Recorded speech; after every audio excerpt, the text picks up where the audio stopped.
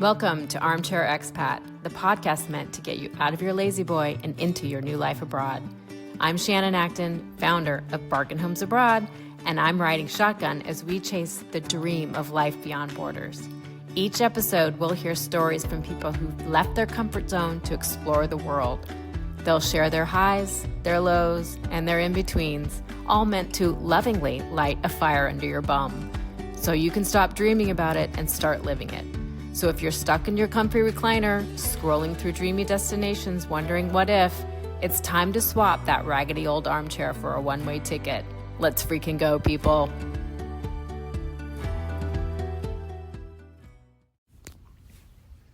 Have you ever set an intention and then watched it unfold almost immediately, as if by magic? That's exactly what happened before this episode. I'd been thinking about the kind of guest I wanted next, someone who had made a big move abroad and spoke the language of manifestation and personal growth. And just a couple of days later, an episode of the To Be Magnetic podcast dropped, and there was Ziza Bauer, sharing her story of moving to Italy after years of dreaming about it. Of course, I DM'd her immediately, and luckily she said yes to coming on the show. But before we jump in, a quick note. This episode is not affiliated with To Be Magnetic.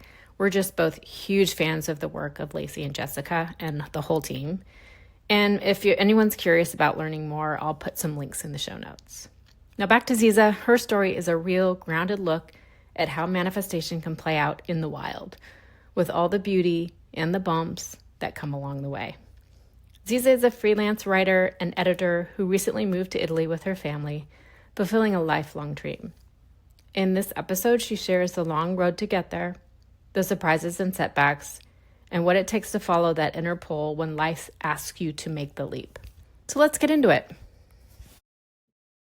Hello, Ziza. Welcome to the Armchair Expat podcast. I'm so excited that you're here. Thank you. I'm so glad to be here. So let's just dive right in. Tell us a little bit about your backstory, and then we'll get into how you got to Italy. Sure. So my backstory can really go any number of ways, but probably the shortest route of the long story is I am currently living in Italy. I am a writer and an editor, freelancer.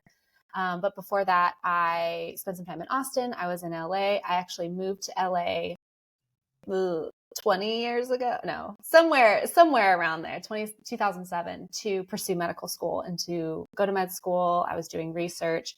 For a long time, that was my goal. And then inevitably pivoted, found my way into creative field. Writing always came very naturally to me. And that's what I ended up pursuing and where I am today. So, yeah. Very nice. So when did you start thinking about Italy? Has it always been a dream of yours? Yes. Italy, gosh, I don't know. I mean, I don't think I had like a moment where I was like, oh yes, I want to do that. But I think I was always a child who was very romantic, a big dreamer, I did theater, and my dad was a film professor. So I was always watching movies, absorbing stories, and always wanted to be the heroine and like go on an adventure and pursue other lands and other places. And Italy just was there. I think my grandmother was Italian. And so my mom's side of the family, I did absorb just some of those mannerisms and the culture and that history. So I knew it was there, but somewhere along the way, I was like, I want to live somewhere else. And Italy always called to me in whatever fashion. And so it wasn't until I got to college that I was actually able to take Italian and kind of make it more of a clearer pursuit. And then after college, I went to Rome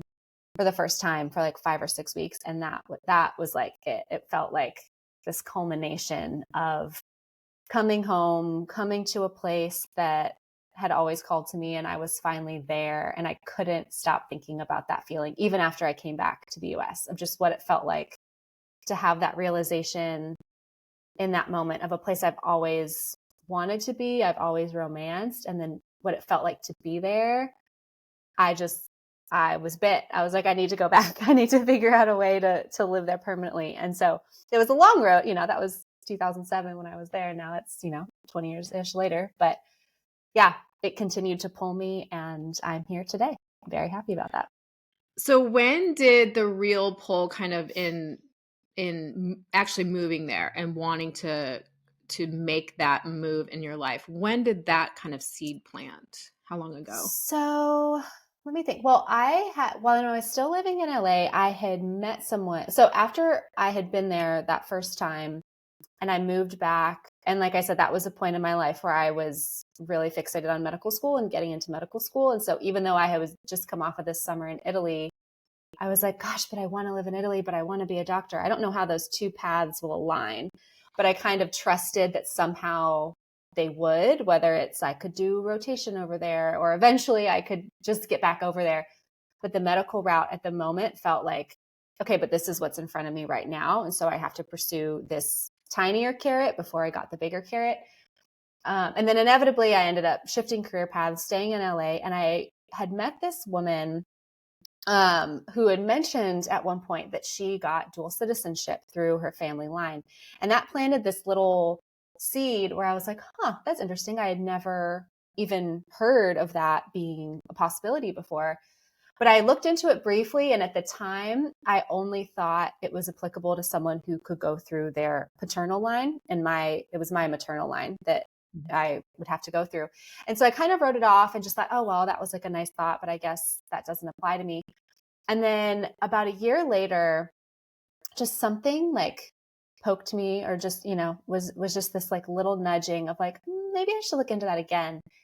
And lo and behold, when I looked into it a second time, I realized, oh, there is a way to go through your maternal line if your mother was born after 1948. And mine, luckily enough, was born in 1949. And so that set off this whole chain of events where I realized it almost felt like, like a pinball machine of like all these little outlier ways that it could apply to me, citizenship applied. So that started like a 6-year process because I did everything of getting citizenship. I did it all myself, researching, getting the documents, setting the appointments. And through that process, it still felt like, okay, like if I get citizenship, then that means I could move over there. And that opens up this whole other avenue for my life, even though that still felt like the big carrot way down the line of like, okay, but there's so much to get through, so much to do before that's even a reality. But that kept like getting me closer and closer. And then I finally got citizenship in 2016. And at that point, my husband and we had found this small town. We loved going to this town and having the citizenship by that point, and then finding and falling in love with this town. That was like another piece like of getting closer of like, oh, not only do we love this town, but maybe we could actually live here because we'd be able to. We'd have the paperwork that said we could. But then there was that other element of like, but how would we do it? What could we support ourselves being over there? And so even still from 2016 to now, it was still kind of this long game plan, but it just kept circling in. We kept like getting closer and closer to the center of that spiral to always put in the back of our minds, like someday we do want to do this. And then someday came and we finally made it. Did you end up settling in that town when you finally moved? And Yes. what was it about that town that really kind of drew you in, that like said, this is the place? Well, I mean, we had traveled around Italy. So I had loved Rome, fallen in love with Rome for our, when I eventually got married. And then for our 1-year anniversary, my husband and I came back and we backpacked all throughout Italy for a month. So that was my chance as well to introduce my husband to this country that I loved so much, and for us to kind of travel, and for me too, to explore other areas about it. So we did kind of like the greatest hits, but then we also found smaller towns off the beaten track. We had been here. My husband wasn't sold on Italy yet at that point. He still wanted to travel elsewhere and do other things. So we spent the next couple of years traveling elsewhere. And we had planned a trip to come back through, kind of do like Budapest, Slovenia, come down through Venice, go through Lake Como and back up to Switzerland. And a friend had heard we were going to Venice, and he was like, oh, you should check out this other small town just outside of Venice. I think you would really like it. And he mentioned it because my husband is a distiller. He's in the like alcohol, craft spirits world. And this town is renowned for grappa. It's like kind of the historical birthplace, if you could pinpoint it. is this town. And so we were like, oh, okay, that's interesting. Like we've been to Venice, but let's kind of sidetrack and check out this town. And when we came, especially for my husband, who that whole month where we had been here and we kind of, spent a couple days in each city traveling around, when we made it to this place, there was just a different feel about it where even though we were only here for 2 days that time, we just felt like, oh, that all of these things that we would kind of pick up in other places that we liked, close to the railway station, had a beautiful view of the mountains and the river, had a small little historical center, but there was still a lot going on. So you could have a lot to do, but you didn't feel overwhelmed by like a big city, but you weren't so remote that you felt like there was nothing to do. And we were only here for 2 days, and it just left this impression that both of us couldn't shake. And so a year later, I had decided to pitch a story writing about grappa. And I was like, okay, well, if this story gets picked up, maybe this could be our excuse to go back to that town and like do a little more research. So it did. It got picked up, and we came back here for a week. And this time we kind of were able to get a little more beneath the surface, where I had found a B&B that was run by this woman. And it was such an interesting B&B from what I could tell online. And then when I got there, I was like, oh, I would love to write a story about the B&B. And so I got to know her and her friends. And then for the grappa portion of the piece, I ended up meeting a woman who worked at one of the distilleries here, who was an American, had lived here for 30 years, and we connected. And so we just started to meet people really in like a kismet fashion that kept opening up the town to us, to where we really felt like we could explore it in a deeper way. And so then after that week, we were like, okay, we really love that town. Let's move back for 3 months, because we were planning to move. We had been in Nashville for a little bit. We were planning to move back to LA. And so we thought, well, this is a perfect kind of bridge of let's go to the town. Let's kind of give it a focused amount of time, not just a little vacation, but like 3 months, and like see what it's like. And then we'll know if like we should just up and move. So we came for 3 months and kept loving it. Like we were like, okay, we definitely could see ourselves here. There's so much about it that even in the 3 months, we felt like we have routines, we have places we like, we're getting to know people. But because of my husband's visa situation and how we arrived, we're like, we need to go back to LA. But like, that's okay. Somehow, someday we will make a way. And we got back to LA. Unfortunately, the job that I was working with at the time that enabled me to work remotely, we get back to LA and they had to lay off their editorial staff. So suddenly we went from, okay, we were in Italy, that's where we want to be, to we're in LA. Neither of us have jobs.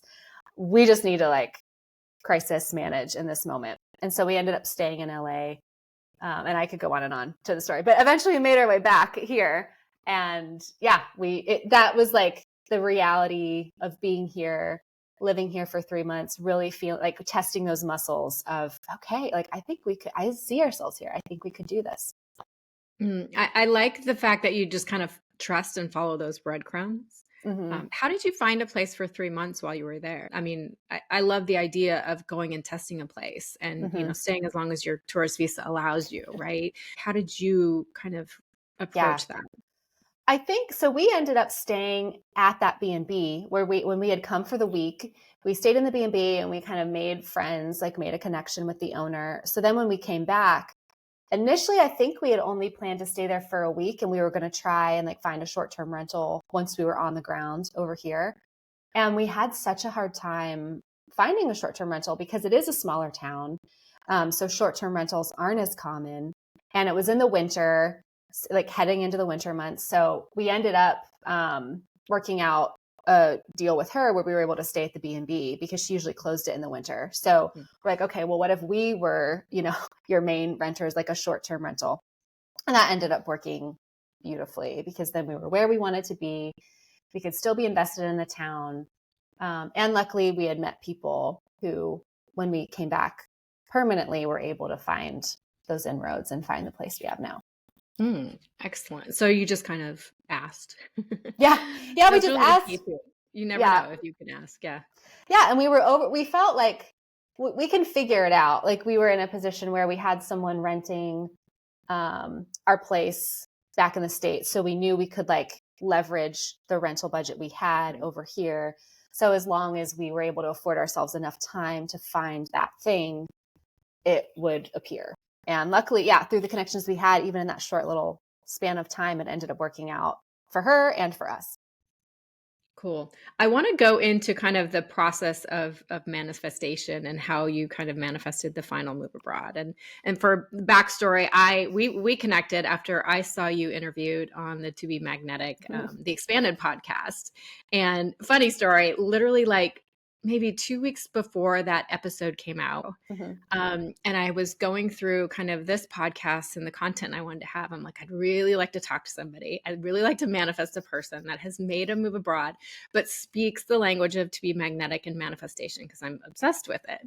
And lo and behold, 2 weeks later, the episode came out and Jessica was interviewing. I was like, no way. So I DM'd you immediately. I'm like, I'm going to be that weirdo popping in your DMs, but would you like to talk to me about this? So, Great. So it's kind of crazy. So I really want to talk about, in that episode, you talked about kind of your manifestation process, how you were working, how you didn't really feel like you had a path to go abroad because of the job. Can you kind of walk through what that was like and how that kind of manifested itself, really? Yeah. Yeah. I mean, I think ultimately manifestation is really just how are things realized in your life, and where does that energy come from? Where does that motivation come from? Where does that sense of self sort of form and then go out into the world to create what it's going to create? Or how do you forge your way? And for me, I've always felt like I've had a very true, like, inner sense, inner knowing, inner voice. And I'd also had and continue to have a very strong prayer life. Like, that's just having that like sense of self and divine connection has always been very important to me. And so when I discovered To Be Magnetic, To Be Magnetic, it really felt like this very neutral platform, but that just could help me like tease apart my layers in a clearer way than maybe filtered through a certain religion or a certain dogma, but was really just like, okay, how do I like get into like really looking at what I feed on in my mind, and why don't I feel like I could go for certain things, or why don't I feel like this could come to me, or I would be deserving of this? Because I think it's really easy to have a dream and then think of all the things just like subconsciously of like why that won't happen, like why that's, we're just programmed in so many ways of thinking, oh, we have to be serious, oh, we have to be responsible, do this and that. And not that those are bad, but I also think we unknowingly eclipse our own potential by thinking, oh, that's crazy, or we couldn't do that. And so Italy, like kind of always having this grand dream in front of me, I probably sickened my friends to the extent that I'd always talk about like, someday I want to move to Italy, someday I want to move to Italy. It just never let go of me, and I don't think I let go of it. But then when I found To Be Magnetic, it was at a season of life where, like I said, I had been laid off from that job. I was really at this crossroads of like, what do I really want to pursue? Where do I want to go? And Italy feels like this nebulous thing, but how do I get there?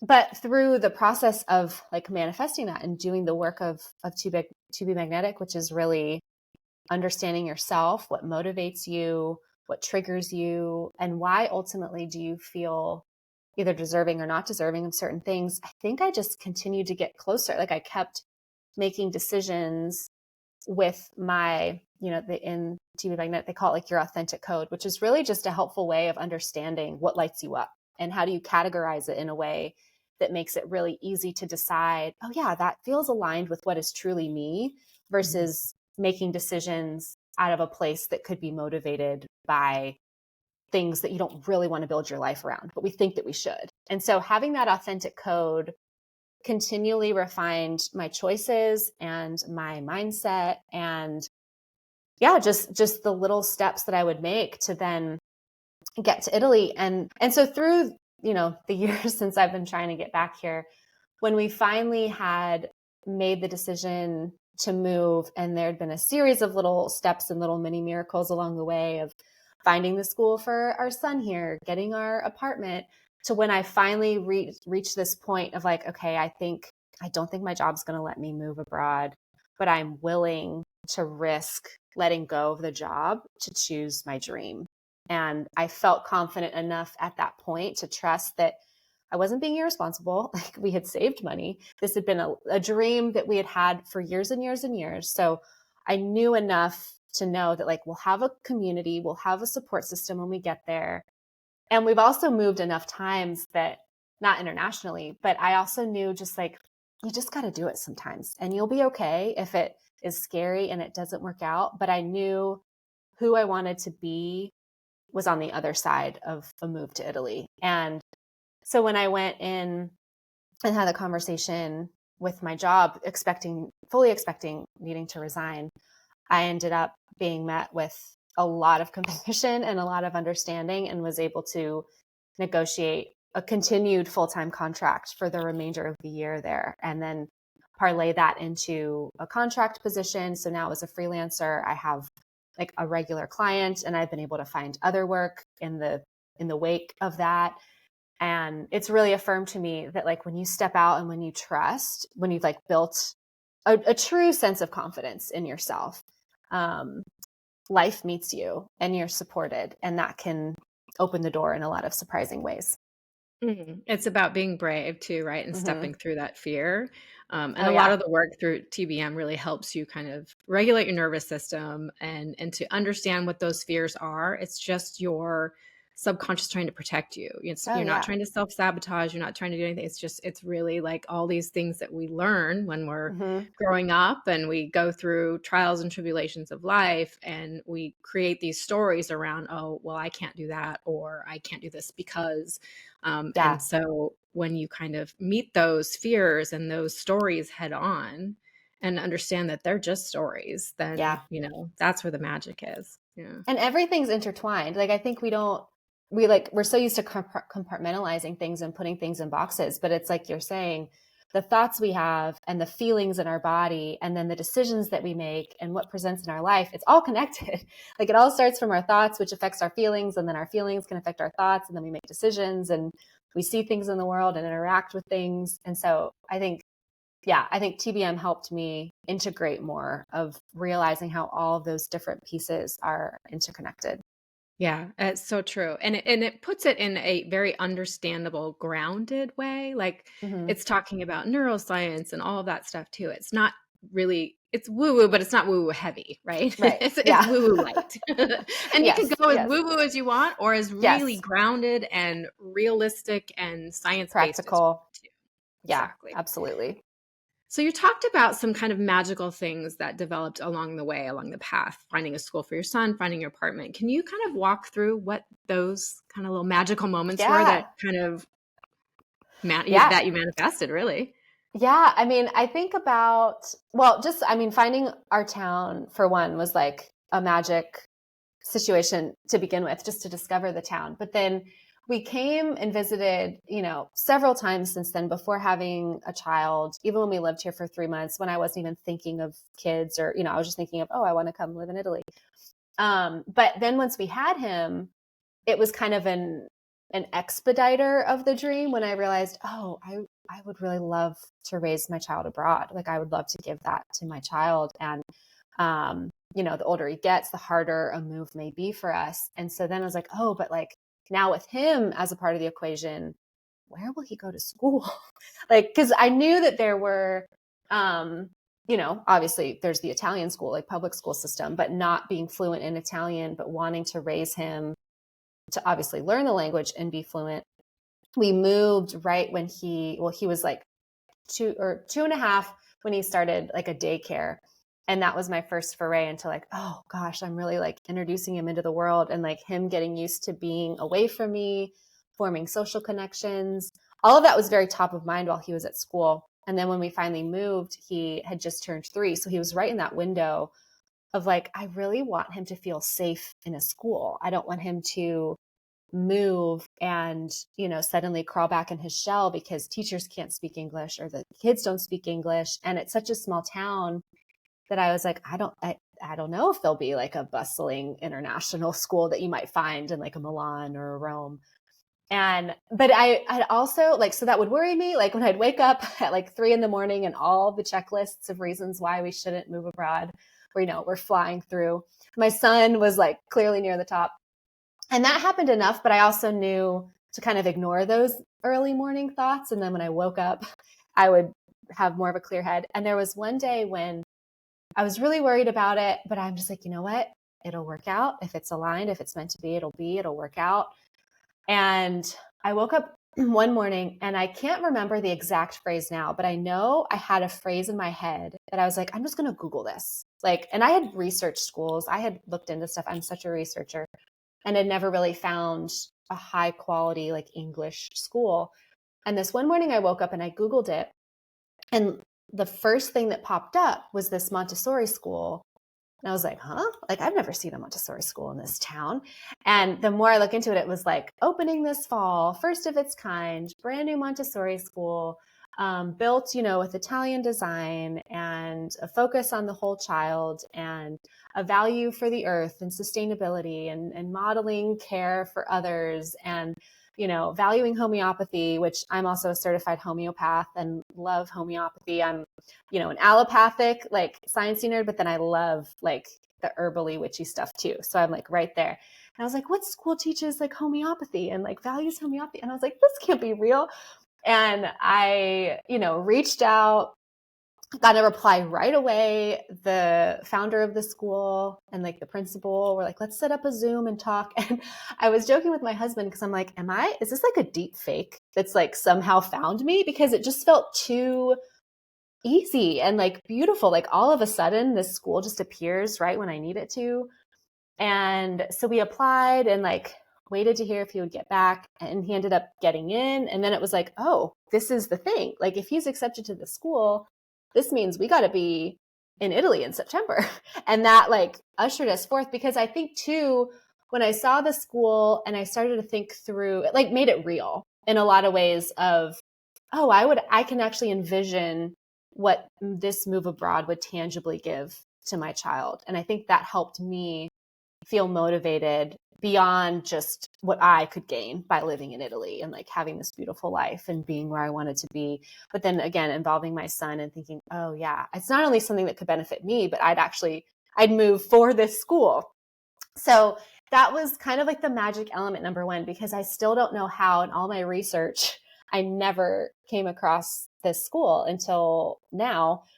And the second part was, how we found our apartment, which, I mean, anyone who's ever found an apartment anywhere knows that it can be such a struggle. But also in a foreign country, I was queen, which I'm sure you'll appreciate given what you do, but I was queen of just like any, listing site, message board. Idealista is the one that I would go to the most because I heard that it's what a lot of Italians use.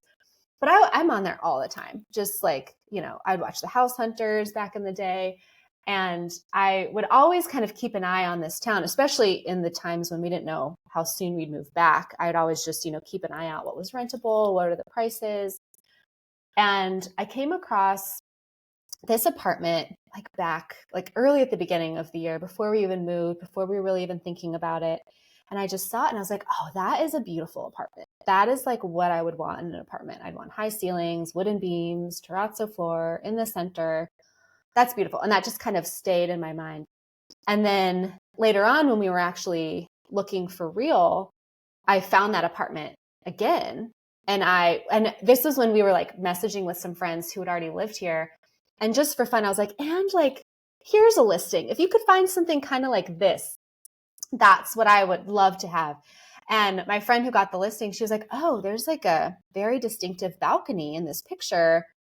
I bet I could find it like in the center as I'm walking around.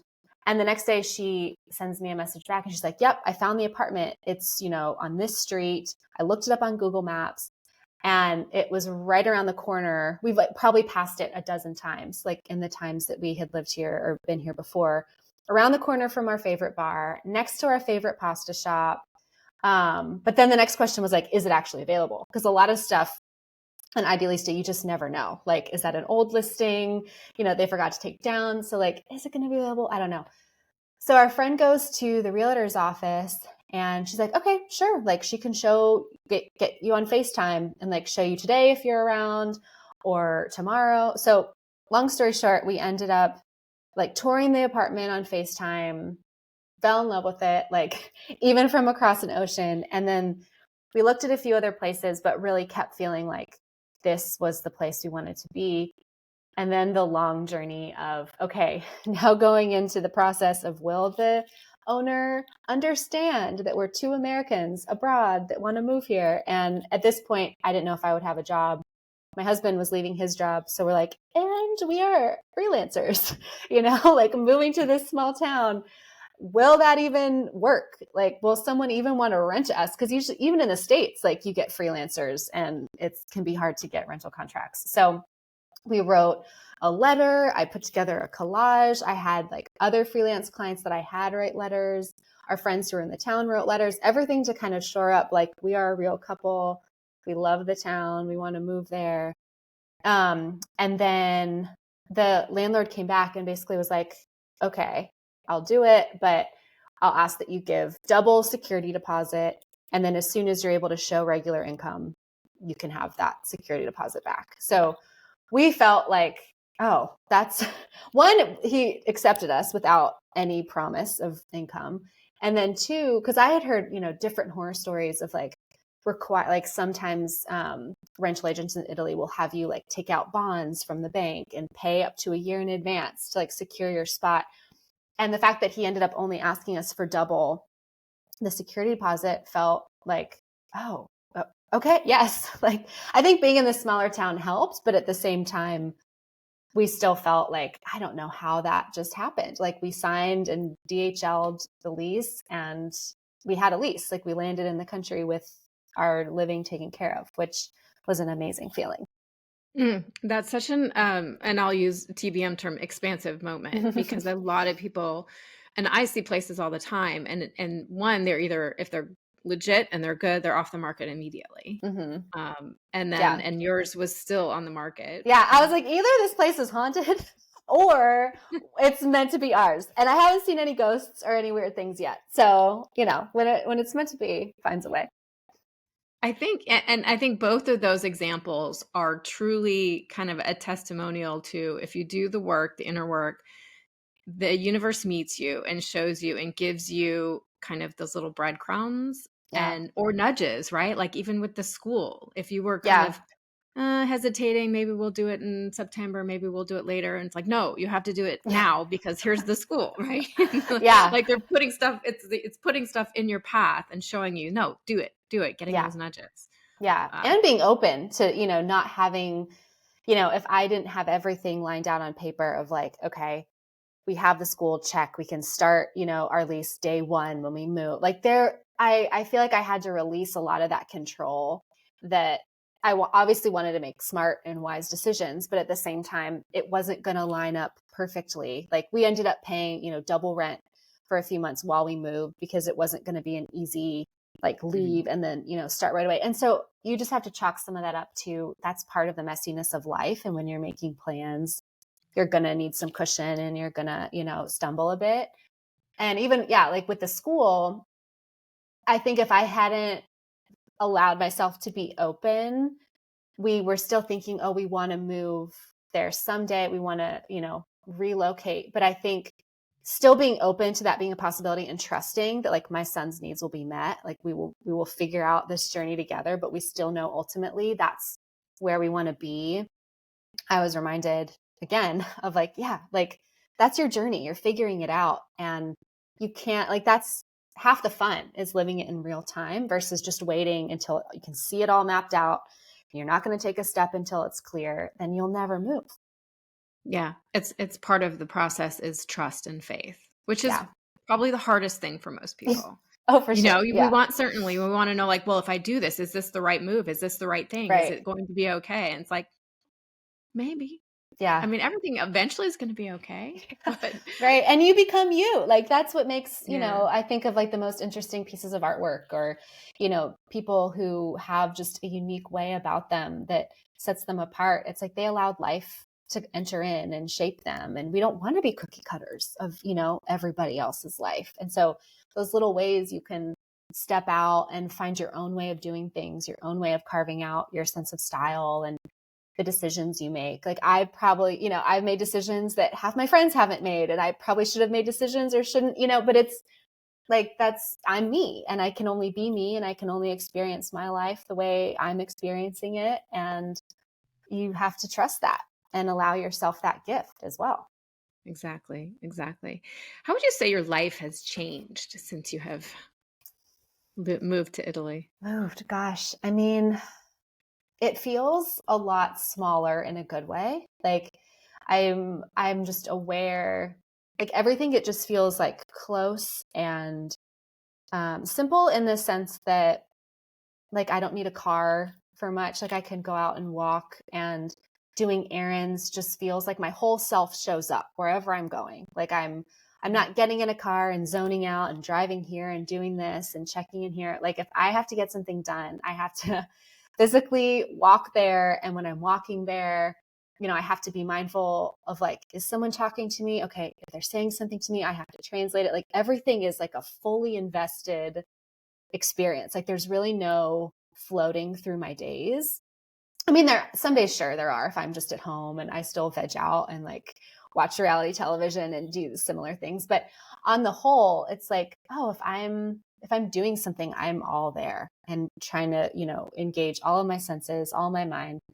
And that feels really refreshing. Like even learning a new language. I just started an Italian class earlier this week, and I was like, oh, I forgot like what it is like to be in a class for 3 hours, but it's a good challenge. Like I think I'll turn 40 later this year, and I'm really proud that I'm allowing myself to still feel moldable and pliable and challenging myself, that I'm not just set in my ways. And regardless of what, society may say, like where you should be, what you should have by the time you're 40, I'm like, I'm just getting started.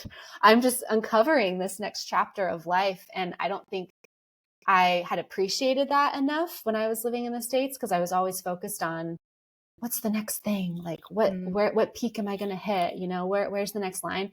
And here I'm like, I don't have that benchmark in the same way anymore. Like I really enjoy the simpleness of life most of the time.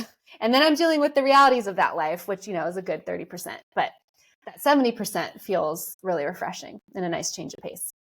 That's interesting the way you put that. I've never really thought about that. Is it's almost like a forced coming into the moment and being present, Mm, right? yeah. Because your brain is forced to do that. Like, it's Yeah. you don't speak the language, but in a way that's good and challenging for you. Yeah. But I think that's so beautiful too. It's, Yeah. another way for the universe to say, "Hey, hello." Yeah. And It's like, not about the future, it's not about the past, it's about the present moment, and how can it force you to be more aware and yes. appreciative of the Oh, present moment. of the littlest things too. I think any expat, one of the gifts you can give yourself is, as an expat, you will learn the value of kindness when Mm. someone goes out of their way to explain something to you, to be kind, or like say, oh, you can speak really well. Just like a genuine interaction that encourages you. I don't think I realized quite the extent that that can change my day around. When you're schlepping to the third office or someone tells you this and you're so confused and you're just trying to do the simplest of things that you took for granted elsewhere, and someone chooses to see you're struggling and help you, like that you will feel it so much. It like turns your whole day around to feel like the lady at the post office was nice to me. Like when like we just don't interact with people that much anymore, or at least I didn't, largely where I lived, um, to really realize that in a similar way, because it's so easy to like do it all online, or, get in your car. You don't have to think twice. You know the language people are speaking. You know how to drive. You know where the things are, all the routines. And you just forget that like those little interactions of stopping and talking or saying hello when you walk in a store because it's small and you're aware of the other person, that just, yeah, I feel like that's too one of like the greatest gifts that I have discovered being here, is just that reminder to stay really close to life, like really fresh with, you never know what someone's going through, and and never underestimate how just holding the door or like noticing what someone else is dealing with could turn everything around. And that's what life is all about, right? For sure. What you mentioned challenges, so let's go there a little bit. Like, what have been some of the challenges, and how do you kind of have faced them and overcome them? Oh gosh, where to start? I mean, bureaucracy, everyone talks about Italian bureaucracy, and it's very true. I thought, and not to discredit, having citizenship, dual citizenship is a huge advantage that I have. And I feel incredibly fortunate that that was my means of coming to the country, because I know it's really, really hard other ways. And even so now, I know dual citizenship laws with Italy have changed even as recently as like last week. And it's still getting more difficult. But I think I sort of naively assumed, oh, well, I have citizenship. So I can do XYZ. And yes, I can, but the process of verifying and documenting and, getting the citizenship allows you to stay in the country, but to really get these like daily things, you need your lease, you need your carta d'identità, you need your residency card. And to even get these little bits, it's like a whole world of like getting this to prove this, to get your codice fiscale so you can get this card, and then that's a different office and you have to go to that office, and oh, that office is closed during these hours, so then you got to wait till the next day, and then oh, this person isn't here, so then you got to come back. And just those challenges of like, one person will tell you something, but then another person will be like, oh no, this is what you have to do, and there's no online clear form of like, just follow XYZ and you'll do it. So I think just learning how to navigate life in a much more gray manner of, well, I'll figure it out. We'll go here, and if we can get one thing accomplished, it's a great week. And so I think just the challenge and especially for me, because my husband is also American, he's here, he's able to stay here. We're applying for a family reunification visa. So we've had to document. First, I had to get all my paperwork squared away, and then I was able to, claim him as my guest, and then he's able to apply for his long stay visa. And so that's a process. And I think personally, the kind of weight of like, I have to do it all because I'm the one who has the citizenship. I'm the one that has to go and apply for all of these things.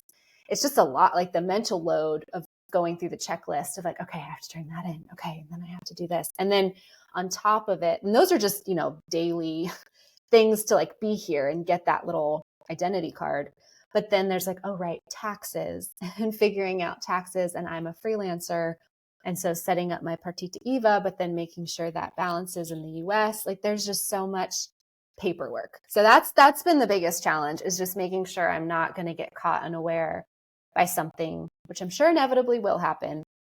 But I didn't have that same mental load in the States of like, oh yeah, I have the accountant we've used for 10 years. And, I renew my driver's license once every 8 years, things that are just easier to do.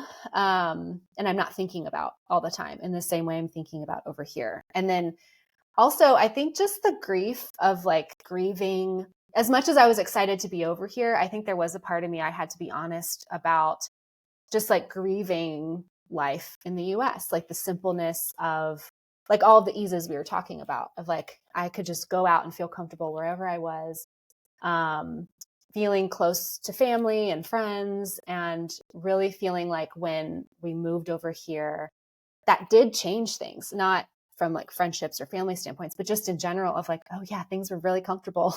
And now we've uprooted it all. We did it. And when we landed, we're like, oh, there's like that empty space now we have to feel and kind of absorb and allow to like face that we did that. We moved.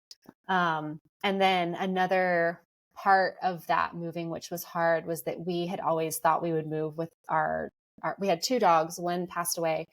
And then our second dog ended up passing away while we were over here.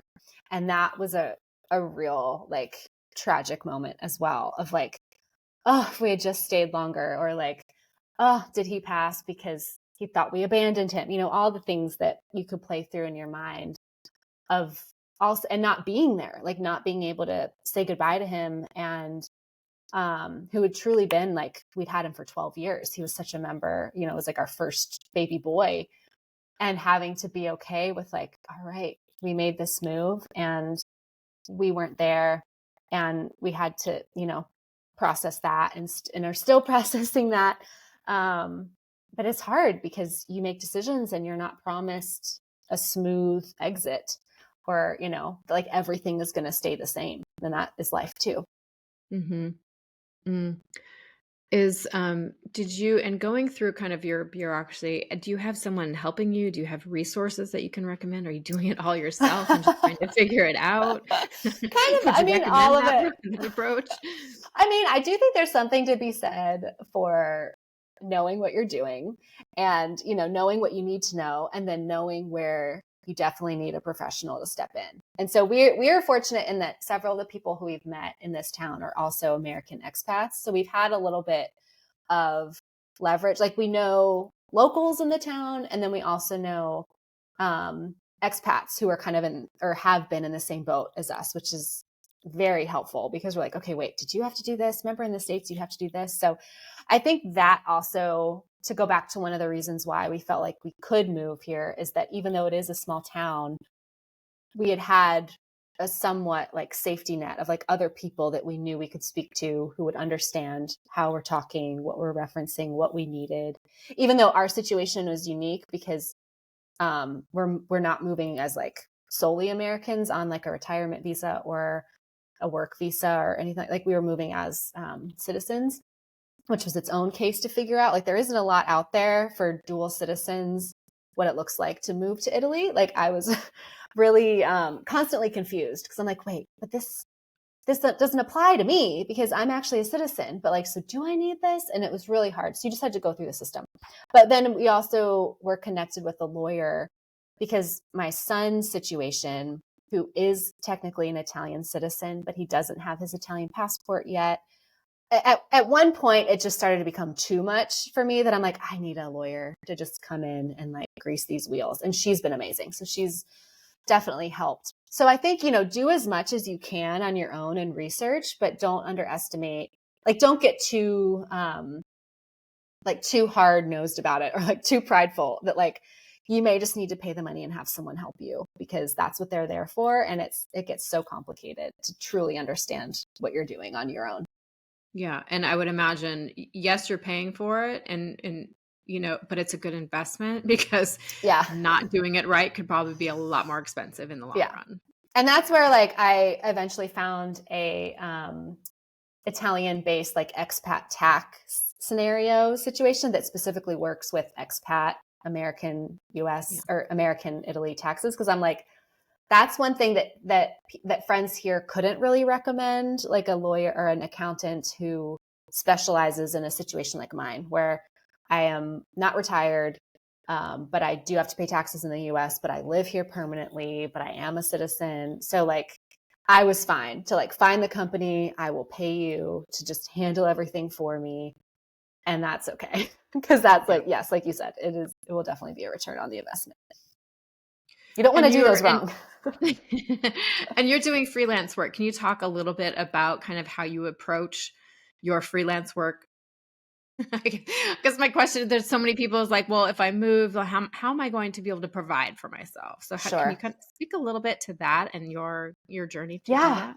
Yeah. So, I mean, I had been freelance there was like 4 years after I was laid off from that previous job I mentioned. It was 4 years where I was freelance writing, working with clients, copywriting, brand work. And I had developed like a pretty good network and bubble of connections. And then right before we moved, I was actually back at a full-time position for 2.5 years. And so I knew enough from my time being freelance before of like, okay, it is such a grind. It's really hard, but also I've made more connections now. I have more experience now under my belt and just different ways to leverage and position myself, not just as like a freelancer who can go out there and do anything, but like I really have a unique set of skills that can set me up to be an asset and knowing how, companies run, but also how freelancers need to kind of operate. Like I've seen both sides enough that when I was able to leverage at the end of last year and then sort of switch my full-time job into a part-time contract, I felt very grateful to even just have that to like kind of focus on, okay, if I know how much I need to make every month and kind of breaking down the numbers, I can't just rely on like one-off things here and there. I'm not able to charge that much yet that I can, do one project and not have to worry about work for several months. So I was sort of hoping and one of the things, to bring it back to manifestation, one of the things that I had like put down is like, all right, I want to create space to invite this in, was like another kind of contract part-time position. So where I could have two sort of bigger chunks that I could rely on, and then I could field kind of smaller projects where it felt aligned. I still have some smaller clients. I really love working with like smaller brands that I'm passionate about the product, or they have an interesting mission, or and just helping them with like their copy and their email and their messaging, their tone of voice, that sort of thing.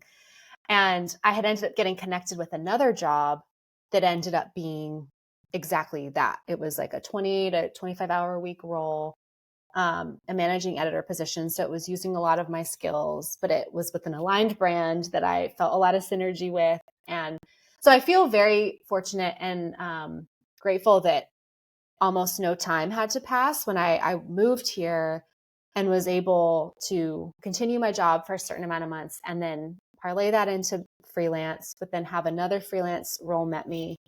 And, again, it kind of goes back to like life just works out. It was definitely scary. I completely empathize with that fear and I know it. And I can only say that I was met when I stepped into it. And I also think, being wise about, like, I'd spent a couple months before really switching into freelance, of like being very clear on what do I need to make and how do I make that? And how do I like structure my services or like present myself in a way that puts my best foot forward so that I know what I'm offering to a client. I'm not just like coming at it, which I think is kind of how I went into a lot of freelance work years ago, kind of before a lot of that inner work of like, I just got to take what I can get. It's so scarce out there and it's so hard. And if I was only listening to that messaging of like, no one's hiring writers, robots are taking it over, you'll be so afraid to do anything. And I think the reality is, if you are confident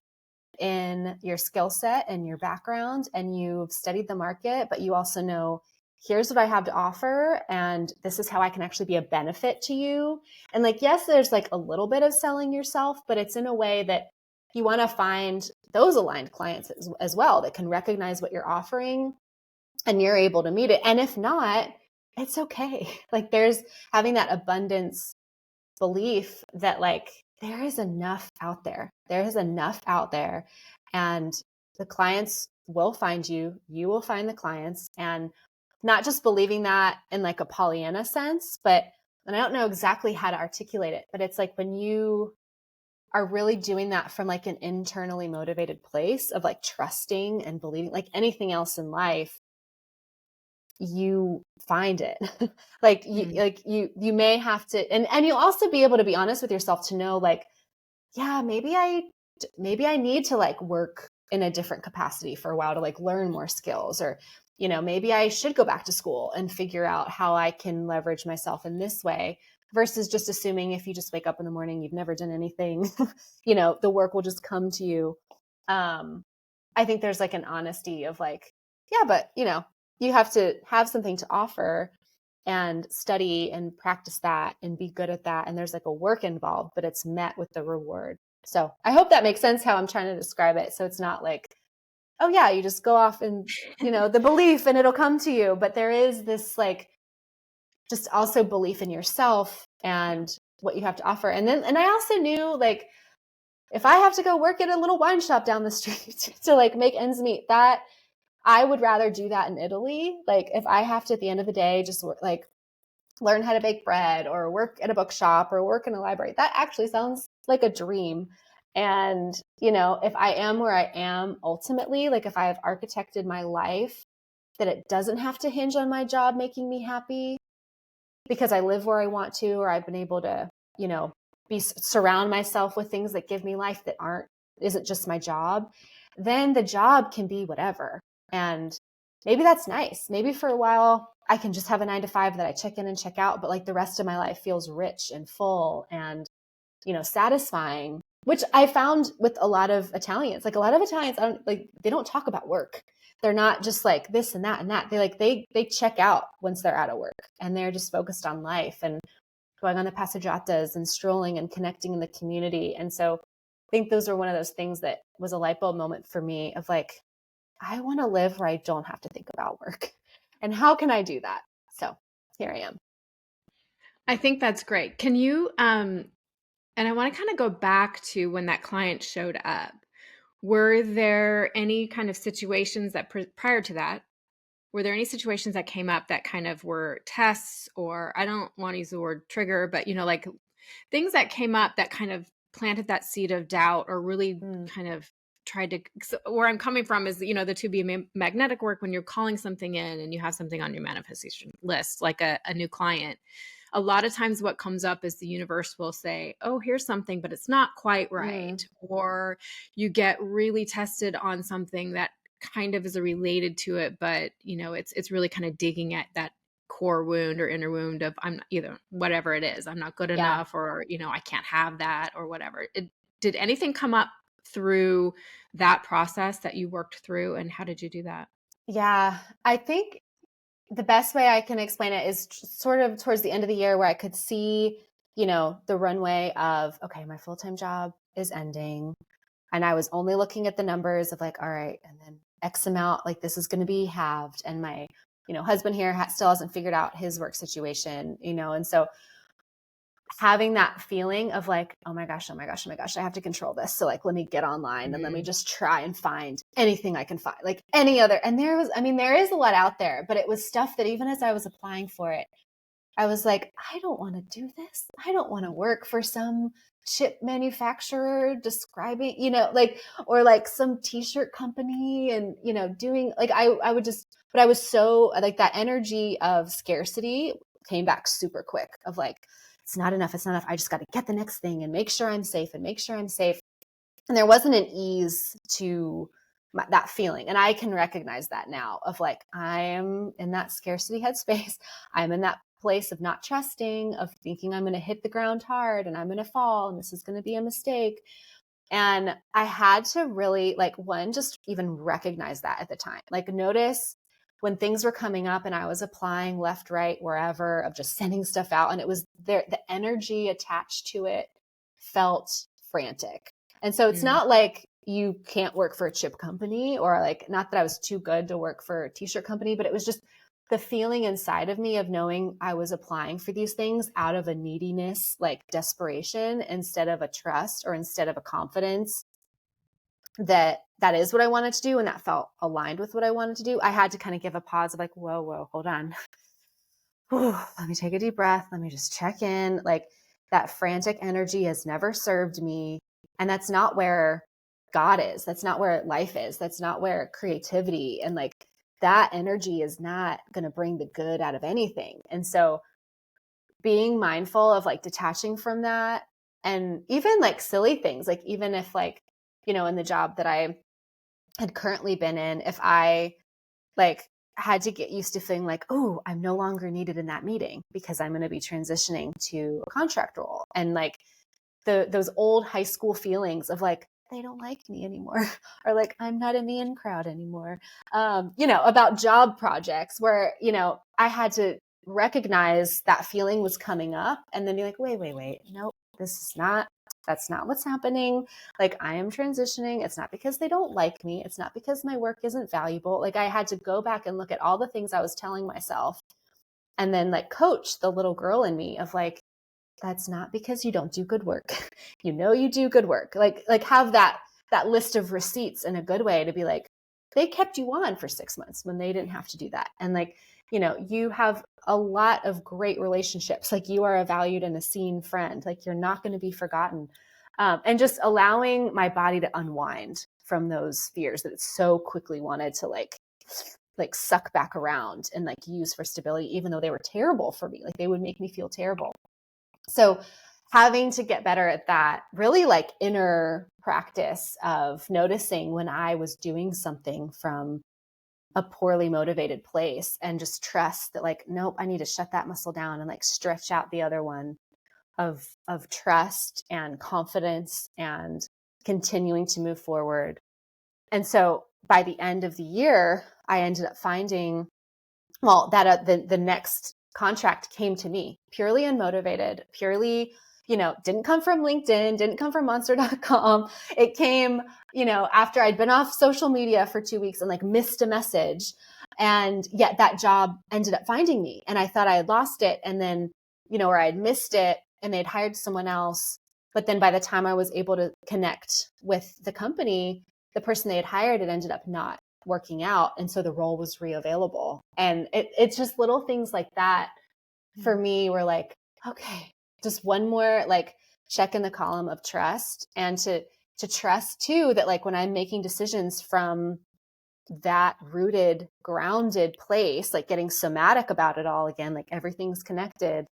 When I'm making decisions from that place, that is going to yield life. Even if I don't know what it looks like yet, and even if I can't, fully see it in the moment, but like that is the energy that I want to move in, not that like frantic, like questioning, fearful, small energy like that. There's just no space there to let life in. So it's still a practice to like recognize that. But for me, my practice is to notice, okay, when are those feelings coming up, even before anything external validates or, disproves it, because that is where it all starts inside.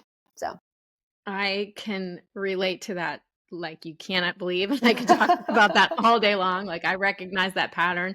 I'm very much the same. And so that was very helpful for me just to kind of like, yeah, that's right. That's the reminder. That's the reminder. Yeah. And then the tools to do that and go back and kind of come from a different energy and to really have like, I like the that you pointed out is like, put that in your little, your playbook, like the things that have come through before and the energy that you were in and the magical moments, keep track of those, because the more that you can go back and say, okay, this is a pattern here, or this is, like when I did trust, this is what happens.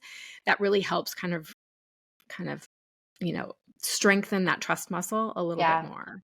Yeah. And like where you feel small, it's like almost reframing it in your brain of like, when I feel those inner sensitivity, like when I feel really sensitive, which is usually what it comes down to, those moments where I'm feeling incredibly sensitive, easily hurt, easy to believe the worst thing about myself possible. I'm like, oh, well, instead of me feeling like, oh, those are my weak spots, and that's where, I'm not strong. It's like, no, that's just where I need to grow now. Like you notice the weakest, or like the thinnest spots, because that's where you need to grow and something new needs to push through that. And so kind of not celebrating is the wrong word, or not even being excited, but just allowing myself to like, okay, here, this is coming up again. And I can either choose to ignore it or like, let me like actually focus on this so that it stops. I stop feeling as triggered by that or as sensitive by that. Because if you don't look at those things, which I think, not to make it all about the TBM work, but